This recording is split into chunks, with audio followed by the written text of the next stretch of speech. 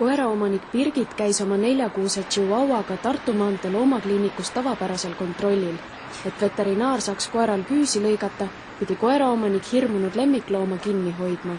Lükkasin ta siis vastu lauda sinna pikali ja proovisin kõvemini kinni hoida, aga arst ikkagi ei saanud kõiki küüsi lõigata ja ütles, et veel kõvemini. Lõpuks siis näitas ette, et surus koera vastu maad ja hoidis nii kõvasti nagu turjast kinni, et koer nagu ei saanud liigutada üldse. Hirmunud kutsikas aga hammustanud arsti ja omaniku sõnul olevat arst selle peale igasuguse kontrolli kaotanud.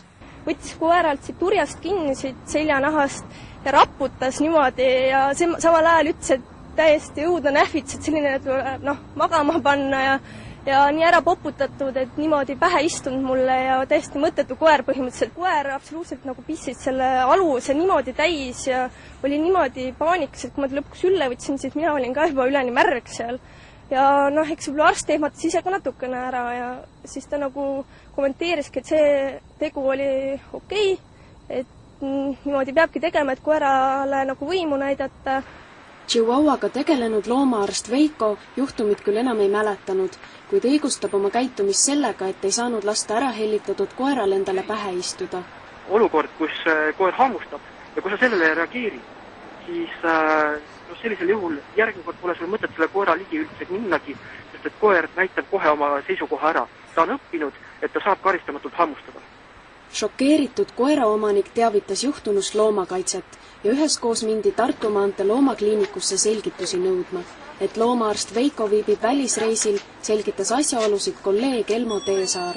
Koera tagajärgedest oli natukene näha, et oli talle liiga tehtud, need verevalumid ja see, et päev otsa lihtsalt pärises ja magas, ei söönud ega joonud. No on võimalik, et natukene on siiski üle piiri mindud sellega, aga ütleme tõesti, see oleneb ikkagi olukorrast ka, et kui koer ise nagu agressiivsust ei näidanud, et pigem nagu ikkagi ei ole see ülelöörane jõu kasutamine nagu õigustatud.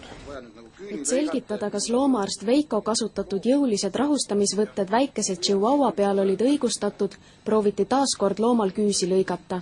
Vaatame, kas ta laseb lõigata. Ja teine asi on see, et kindlasti ei soovita teha läbi häda neid asju, et tuleb oodata kuni ta rahvele. Hakkab rabelema, hakkab piisima ka kvarta.